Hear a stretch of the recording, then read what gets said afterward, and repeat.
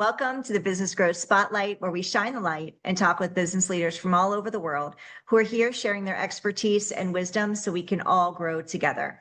I'm your host, Heidi Schalk, co-founder of HLH Growth Solutions, where we help businesses scale through outside-the-box visibility and automation strategies.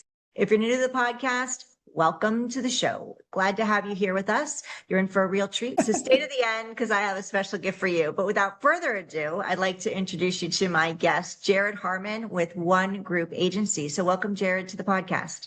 Yeah, thanks for having me, Heidi. Looking forward to it. Absolutely. So I'm looking forward to it too. Can you tell us, Jared, a little bit about yourself, about One Group Agency and your role within it? Yeah, we're a full service agency based out of Vancouver, Canada. With that said, we do work all over the world, mostly North America for sure. But yeah, we've been just about everywhere, which has been a lot of fun and a great experience. But I've been in marketing in some form or another basically since I got out of university. It was a natural fit. I'm a bit of a socialite in the sense like I like to talk and be around people. And what started out as sales quickly became marketing. Worked in sports for the first half of my career in a marketing capacity. And then, about 8 or 9 years ago, so I had to think about that for a second, started the agency and been trying to grow it ever since. And it's been a great experience so far. Amazing. So can you tell us a little bit about who you work with? Who are your ideal clients? Yeah, we're a little bit unique that way. We don't really have what I would say like an ideal client, which I know can be a bit contradictory. Like, and you're seeing more and more agencies focus on specific industries or categories now, just kind of by nature of, where I grew up working and like with all the different people I worked with.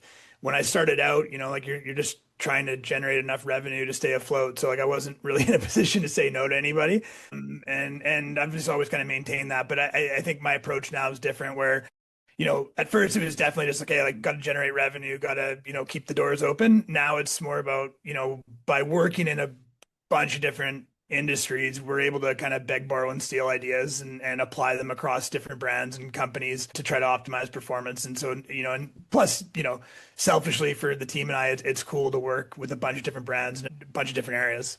Yeah. So what makes you guys different?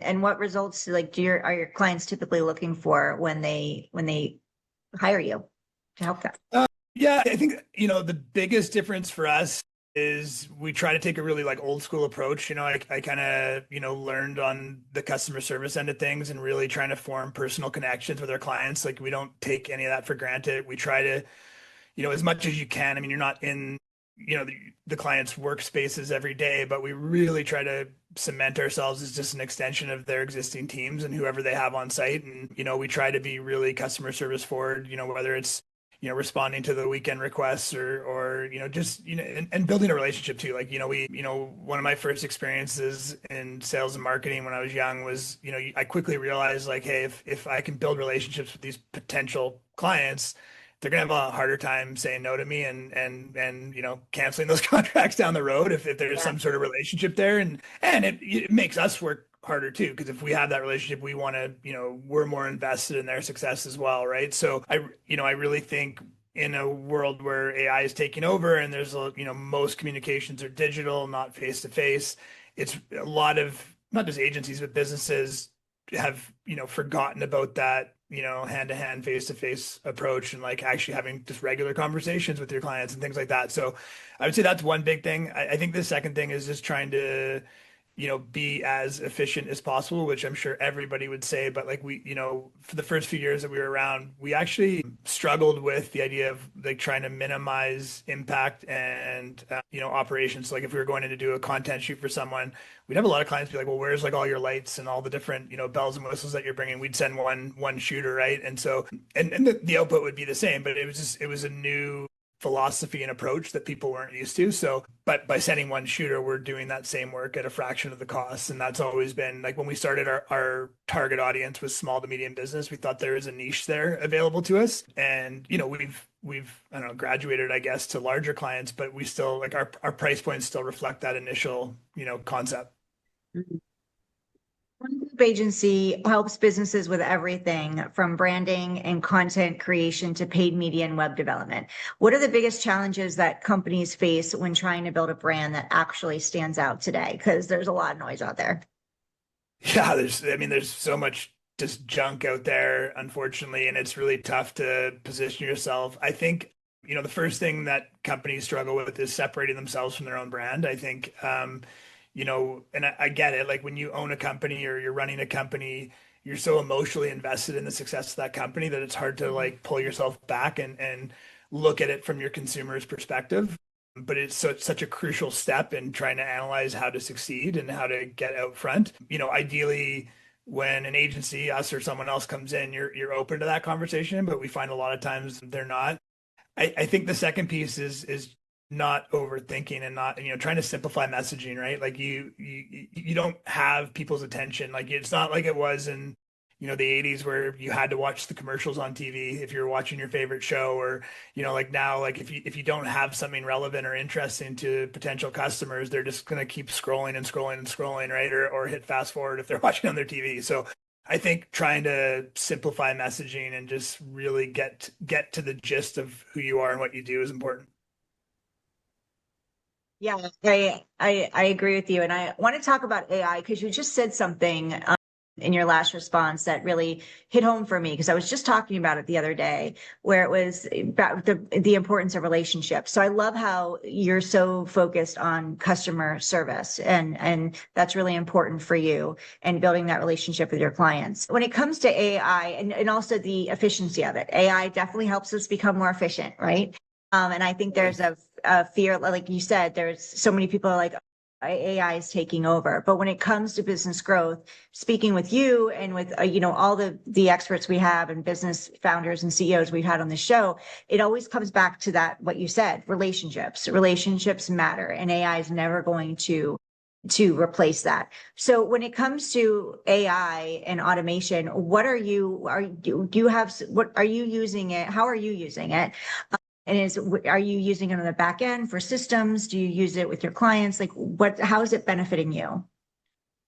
I think the first thing about AI that is probably, I don't say an unknown, but like a misconception right now is that like anybody can go on there and just create whatever they want. Like that definitely does exist to a point, but it's like anything. If you don't know what you're doing, you're going to end up with results you're not super stoked with. And like anything, to get the best results, you have to pay for it, right? And so, if you don't actually invest in it and you just, you're using free models and things like that, I think you're going to find it challenging. Not to mention, like again, from a knowledge standpoint, you have to understand how to, manipulate the system and, the prompts and all those things. And again, if you don't have that, I think you're going to find yourself correcting AI more than you're going to find yourself using it. So, to that point, I think that's like the first hurdle for us. We've really focused on trying to implement AI into our back end first and really, modifying and simplifying systems and utilizing it for things like, taking notes in meetings and creating action items and like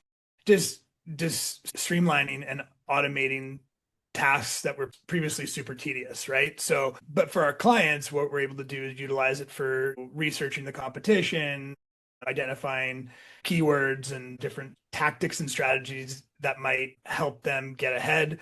And it also expedites a lot of the processes for us in terms of like, searching through files. Like I was just using it yesterday. We're building a campaign for a client and we were trying to find some images that would be applicable. So, 2 years ago, like I would have to either download or pull up on our cloud like all the different images and videos and content assets that we've created for this client and like kind of like one by one search them like is that good? Is that good? Is that good? Whereas now I can just plug it into we use Copilot and I can just plug it in there and it can pull the images that are best utilized for that campaign. So what would have taken me an hour or two 2 years ago took me a minute or two now, which like that's the biggest difference. I think I think where there is opportunity to utilize it from a marketing standpoint, even if you're like a novice user, is if you're a small business and you have a limited budget, you can get away like the expectation of like highly polished, super creative content is not what it used to be. And so like if you're just starting out and it's like a means to an end, there's ways to get around it. But again, I think you're going to find yourself paying just as much as you might have to pay an agency like us to do it for you. Because, I think typically what you'll find with the lower end subscription costs or free versions of all those products is that they're not going to produce it in a format you're comfortable with it going out representing your business. It's only when you start paying for those services. And, like we've actually done tests where we've purchased the higher end subscriptions, kind of almost ran through parallel processes with our content team and AI. And again, it's not bad. I'm not suggesting that you don't use it, but it like weird spelling mistakes or, like additional fingers and, and graphic things like that. It's stuff you hear about, right? Like I'm not, breaking any news right now, but but that stuff too, when you're a small business owner can get really frustrating and become really challenging, right? And you don't have to go back to the customer service angle. You don't have someone to call and help you through it, right? Like you're sitting there like kind of figuring it out as you go. And some people are better at that than others. And if you can and you're savvy, then yeah, absolutely, it's a resource. Yeah, and it comes back to that time. Also, like it takes a lot of time to go and fix things, and it along with the frustration, right? And that's time that could be well spent doing other things that these business owners are really good at, and allowing a company like yours to do what you're really good at to support them. Yeah, I had a conversation yesterday with someone about just that. Like, I think whether it's marketing or other, or accounting or legal, whatever the aspect of the business you're looking at, I think when you're a small business, you need to look at like how your time as the owner operator is best utilized. And I don't imagine many times that answer is going to be playing with AI to try to get it right. Like it's going to be, like you're going to be. So it comes down to, okay, if you analyze the cost and it's going to cost you $300 to get what you want out of AI, but it's going to take you 3 hours because you're getting frustrated trying to get it to, adjust the word on the t-shirt from this to the, which happens. And that's where AI can like drive people nuts is it seems like such a straightforward, simple, like I should only have to type in 3 words to get them to change this. And they just keep missing it. And you don't have someone to call? Or is it better off to saying, hey, what? I'll pay the agency $500. They're going to get it done right. It's their liability. They're going to have to deal with it for me. And I'm going to start focusing on, hiring new staff or whatever the case may be. So, yeah. So your team, Jared, does a significant amount of content production, videography, photography, and creative work. What separates content that simply gets views from content that actually generates leads and sales? Understanding your audience and making sure it's built to relate. Like we always tell our clients, like you need content that's going to relate. You want people to see that content and be like, yeah, like that's me right there. And like, that's me, buying that product or using that service. And like, they understand me and what I want. And they're illustrating the values or the benefits to what it is they're selling. And I think, like if you're a big brand, you can get away with just those, like fancy cinematic commercials that like tell a story but don't really talk about a product or service. But because the brand's big enough, everybody knows who it is and what it is. And I'm sure everybody can list those brands in a heartbeat. But when you're starting out or you're in a, that small to medium phase, like you need to be able to truly connect with your audience and put content in front of them that is relevant to them and whatever their challenge. Like you're trying to solve their problems, right? Whether it's price point, whether it's the product itself, or whether it's the service you're offering, you're trying to say to them, hey, like we understand you. This is what we have to help you deal with this. It's not necessarily a bad thing. It might be like, it might be a good thing, or it's going to help you enjoy your Friday night, like whatever it is, but you're putting that in front of them to make them see that and understand it and want that. Branding. Many companies focus heavily on lead gen, but neglect the brand building. So how do you help clients balance that short-term lead generation with long-term brand building or brand growth? Yeah, I think a lot of it, we try to separate the performance marketing from the organic marketing, and we try to keep the performance focused on, conversions or lead gen, and let the organic tell the story, because ideally that lead gen is bringing people back to your core content, which can tell your story more. I think, especially in today's economy, people are so concerned with ROI, understandably, that if that, if they're, spending money on performance marketing and there's not direct conversions from that relate to revenue growth, it becomes challenging for them, even though there's probably a ton of peripheral growth or something, through the brand awareness that it's creating. but because it can't be measured, it becomes tough. So we try to really, keep the organic focus on the brand and the paid ads on the conversion stuff. Now, the other factor there is like it depends on where the company's at in their cycle. Like if they have a huge budget, you can do both. You can run paid ads for brand awareness and conversions. And that's probably your ideal scenario, but it's not something that everybody has the resources, aka cash, to do, right? So it's trying to find, it's how to best take advantages of what they have available to them. You shared earlier when we first started talking that you've been in business for a while now, about 8 years, if I remember correctly. And so I'm curious, and for our listeners too, who are growing, what are some of the things that you did? How did you get in front of your ideal client? I know you had said you're pretty agnostic, and when you were starting out, you would just wanted to work. So you'd work with everybody, and you kind of stayed true to that. So how are you getting in front of them? What did you do in order to be seen by your clients and get business? Honestly, like we've had almost entirely organic growth. Like it's been really just natural, like kind of word of mouth referrals. It wasn't even intentional in some ways. We just, we've been very fortunate to work with some great people. We still have a lot of the clients that we started with in day one. And so, like, I mean, it's, nothing's better at convincing someone to try, give you a shot when they're getting, a reference from a friend of theirs that, we do a good job or we care about the clients we work with, whatever that may be. We've done some paid advertising, but I'll be honest, like most of the time for, like the leads that come through that for an agency are generally tire kickers. Like they're not, or just, not maybe at a point where they're ready to hire an agency. I've always said like our sales cycle is super long. So, 98% of the time, if we're calling, cold calling people, they either have an agency that they work with, they either have a marketing team that they utilize, or they don't have the budget or the awareness that it could benefit them. So like they're not like, very rarely do I pick up the phone, call someone and they're like, yeah, we just happen to be looking for an agency today, right? It's not a common response. So if anything, when we have done advertising, we have focused on brand awareness because the conversions, like most people aren't like scrolling, Facebook or Instagram or wherever and being like, you know what, I do need an agency right now. They're like, it's just trying to, be front of mind for people. So when that time comes and they do have a need for something that we offer, or they are looking to, change their provider or whatever it may be, like they think, oh, like those guys at one group would, do a good job.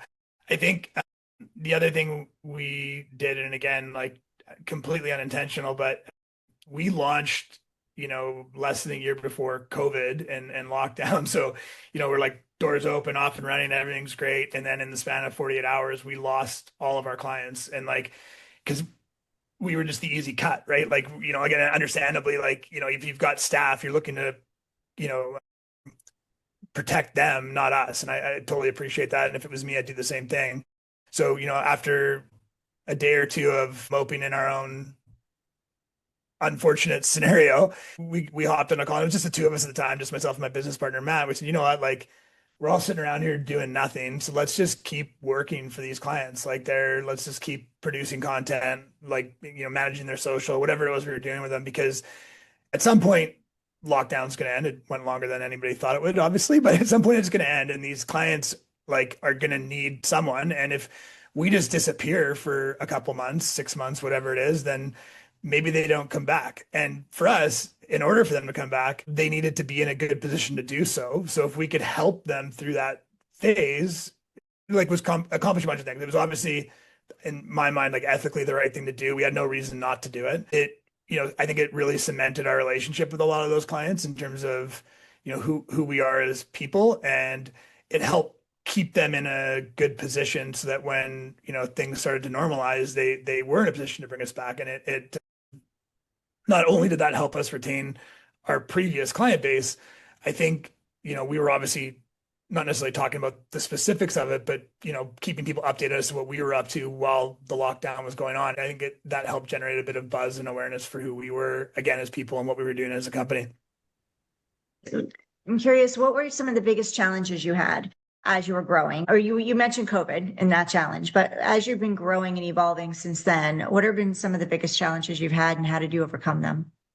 Yeah, I would say like the biggest challenge has been infrastructure. Like when you're, a quick startup, and like I said, there's only the two of us to begin with for the first year and a half, 2 years. And so as we started to grow, like we didn't have a lot of systems or things in place. Like, at that point, everything kind of lived in our brains, which was fine when it was just the two of us. But as you added staff, now there's like, onboarding and, management and all those kind of things. And then, so, like that is something that we're still constantly working on and trying to improve and try to be better at, and creating workflow efficiencies and all those things. I think the other thing is just like the day-to-day operation of the business becomes so different as you grow, and it's hard to predict some of it. We at one point we were at 26 people. We acquired another agency a year and a half ago, and so with that came a huge team of really talented people. But some of those positions were redundant and duplicating what we already had. So, we went from I think 10 to 26 overnight. And so like all of a sudden, like, the office was packed, like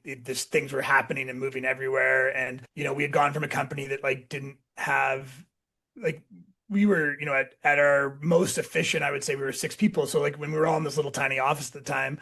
And so like I knew everything that was happening at the company at that point. Like nobody was further than like 3 feet away from me, and like you were just in tune. But now at 26, like it was almost unnerving, like how out of tune I was. Like there's just so many moving parts, and so we scaled back to like from an operational standpoint to where we are now. And like part of that was we always knew would happen regardless of it, but it's like it was a good process, and that it kind of reconnected me in some areas that I felt like I needed to be. But we're still to that point though, still just like learning how to figure it out. And from my standpoint, like I went from really heavily, revenue biz dev focus to, I spent a lot of my time just, putting out fires and helping the team and or do my best to do that stuff. So like my day to day has changed drastically, and that it's now we're at the stage where we're trying to get some of those things under control and functioning a little bit better.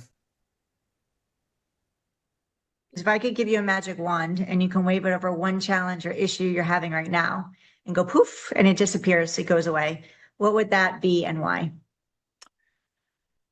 I'm trying to like narrow it down from the infrastructure. Like I would love to like wake up tomorrow and just, have your magic wand wave over everything. And we have like, just like the perfect back end systems implemented to deal with all the kind of just shrapnel that comes up over the days, like in terms of just like, whether it's just like little things, but they're the little things that like drag us down, like file management, even just going back to the AI conversation, making that more efficient for us. Like there's, like building a couple agents for us that we haven't had time to do to like, streamline some processes. Like I think, like one of the things that, and it kind of maybe answers both questions a little bit, but like we've lost our way a little bit on the customer service side only because we haven't had time because we've just been dealing with so much. And so if we could create some efficiencies in some other areas, it would open up some windows of opportunity to spend more time actually with the clients, which I think would go a long way. Yeah, amazing. So what's next for you guys, Jared? What are the big goals for the next? If we could bring you back in a year and revisit this conversation, what would success look like for you? I think the biggest thing is I want to see us get outside of Vancouver more. I think we've got a really talented team of people and a really good handle on like what we can offer potential clients, that I think there's untapped markets out there that would really benefit from having the resources that we provide. So I think like that's kind of our big focus this upcoming year. And I think having some better answers for how to utilize AI for our clients, I think is part of that as well. And I think there's some opportunity around offering services at, a much like even further, not discounted, like approachable rate, utilizing AI to take what it does and what we do and combining that, power into this, super force of like simple, easy, approachable, people involved AI optimization, if that makes sense. Absolutely. So can you share with everybody, Jared, how people can reach out to you? Can they connect with you and learn more about One Group Agency? Yeah, best way is always through our website, onegroupagency.ca.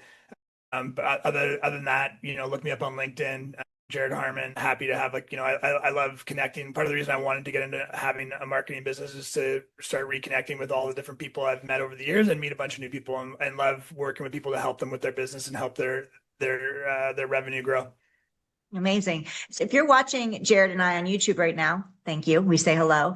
If you know of somebody that would benefit from hearing Jared, our conversation, and learning more about One Group Agency, please share this. Let them know that he's here, that his agency is here, and how he can support them. And if you're listening to us on your favorite podcast platform and you're so inclined to leave a review, we would love that, preferably 5 stars, because that helps the podcast platform push this conversation, Jared and One Group Agency, out to more people. And if you know of anybody that would benefit from hearing this podcast, please share it with them, so they can learn more about Jared and One Group Agency, and go to onegroupagency.ca to learn more. Jared, before I let you go, thank you for the amazing, incredible conversation. And you're just being so open about your journey and where you were and where you are now and how you help the clients that you help. Is there anything that you'd like to say or share that I didn't get to ask you or we didn't talk about today? No, but the one thing I'll add is that I think people are always, especially when it comes to marketing, afraid of failure or ideas not working. And I think that's such a misconception about what the opportunities to be gained from failing can give you, because the more you try and the more you try different ways to connect with your audience, the more you learn. And I think it's easy to focus on the failure part or the lack of success in that campaign. But if you quickly shift gears and realize, okay, what did that teach you and what did you learn from that failure, then that'll make that next campaign stronger. And I think I think being willing to put yourself or your business out there with different ideas will always help your business continue to grow. Yeah, absolutely. Testing is key, right? Testing is key to growing and evolving, and everything that we're seeing, everything's, happening so fast, especially with AI on the scene now, that it's important that we're testing. And from just speaking with you and all the other guests we've had, one thing that's been pretty consistent is those businesses that are willing to do that, willing to get out of their comfort zone, willing to try new things, are the ones that are going to be relevant, and they're going to be able to evolve and grow. And, I love that you said the brought up failure, because action creates clarity, right? The more action we take, the clearer we get. And with that action, we're going to fall on our face a few times. Yeah. We're not going to land in a pile of clouds all the time. Exactly. You've got to look at you're always trying to narrow that funnel, right? And every there's a million opportunities to do that. So don't limit yourself, right? Yeah. So good. So Jared, thank you so much for being here. I appreciate you and your time. Thank you all for listening to us. Make sure you go to onegroupagency.ca. Go connect with them. He's got an amazing team. I visited the website. There's so much information. You can see his team there. And go reach out to him on LinkedIn. He's a pretty cool guy. I'll let him know that you heard us. Let him know that you heard him here. So Jared, thank you so much. Thank you all for listening to us today on the Business Growth Spotlight. And I look forward to seeing you on the next episode.